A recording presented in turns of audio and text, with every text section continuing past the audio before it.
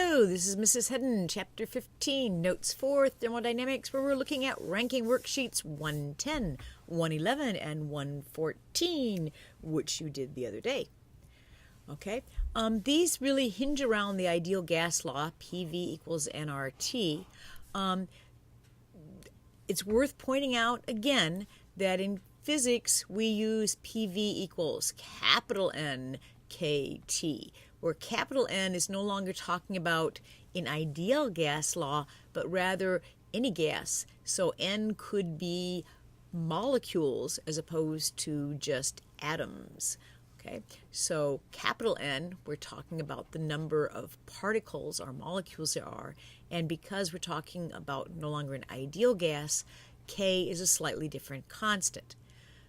But I have to admit, I'm old school, and that's one of the things I still remember from chemistry. So since the same proportions apply, I'll probably be using PV equals nRT when I talk about it, because that's the way I'm used to thinking. Moving on.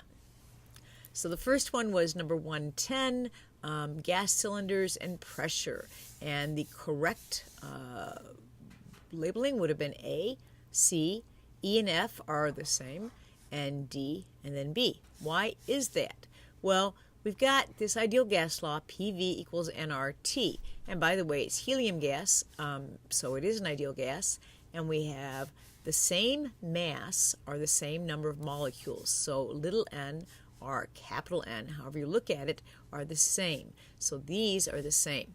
Rearranging it, we've got PV equals nRT over V, but this is a constant, and of course this is a constant, so these guys are staying the same. Therefore, pressure is simply proportional to the temperature over the volume in this case. So then it's just a matter of taking the temperature and putting it over the volume. So here we would have 200 over 2, which would give us 100. Here we have 300 over 15, which gives us another number. Here we have 400 over 5. Here we have 300 over 10. This one I can do real quick. That's a 30. And here we have 200 over 4. That's a 50. And here we have 500 over 10. That's a 50 also. Hence, E and F are the same. Okay? So you just do the math, and then it's just a simple matter of ranking it. So fairly straightforward once you realize that the N, or capital N, is the same, and the constant's the same, and so you come up with this proportionality. Okay, pressure versus volume graph again, of course, and now we're talking about temperature. And we're supposed to rank the greatest to the least the temperature of 1 mole of an ideal gas at the different points identified. And the ranking ends up being B, C, A, D, and E. Now this time they're telling us it's definitely an ideal gas, and we definitely have the same N and the same R. So these guys are once again constant because it's just a 1. And we're trying to look at the temperature, and temperature is proportional to pressure times volume. So now it's just a matter of taking the pressure times volume. So for point A, we have a pressure of 3 PO and a volume of VO. So point A is 3 P naught V naught. Point E is P naught V naught, so it's just P naught V naught. Point C is 2 P naught times 2 V naught, so that's 4 P naught V naught. Point D is P naught times 2 V naught, so it's 2 P naught V naught. And B is 3 times 4, or 12 P naught V naught. And so then, since the temperature is proportional to that, it's just B, and then C, and then A, D, E, as shown above.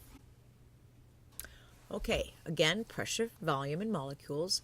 Rank the greatest to the least the temperatures of the ideal gases below that contain a different number of molecules, N, at various pressures. Oh, so now N is not the same.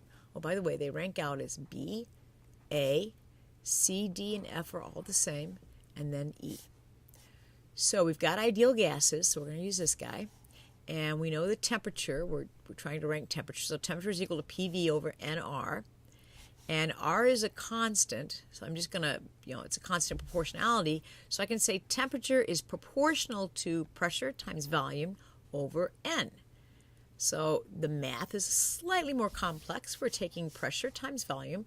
So we would have 2 times 2, so we'd have 4 over 100,000 for this guy. Here we would have 2 times 2, so we'd have 4 over 50,000 for this guy. 2 times 2, so 4 over 200,000. And 1 times 2, that's 2 over 100,000. And 1 times 1, so 1 over 100,000 and 2 over 100,000. Okay, and obviously D and F, and not so obvious, but pretty close to being obvious, that this would go out to 2 and this would go down to 1, and C are all the same. And then just do your math, and that's all there is to it. That's pretty straightforward. Thank you, chemistry, for the ideal gas law. Yay! So now let's take a look at how you're going to do the next set of worksheets. We've had the ideal gas law, which gives us pressure and volume relationship to the number of molecules and some constant in temperature. But we also have that old formula for pressure, which is pressure equals force over area. This is still valid, okay? Just because we have different ways of finding pressure does not mean that one way is no longer good. So this is still a valid thing, and that will come in awfully handy when you do the next worksheets, which are ranking worksheets 118, 119, and 120. So go ahead. Hand out those worksheets. Go ahead, do them. Go ahead, compare them to one another. Discuss them, figure it out. And after you get all of that done, then we'll watch another video and I'll show you the right answers. Thank you very much for your time.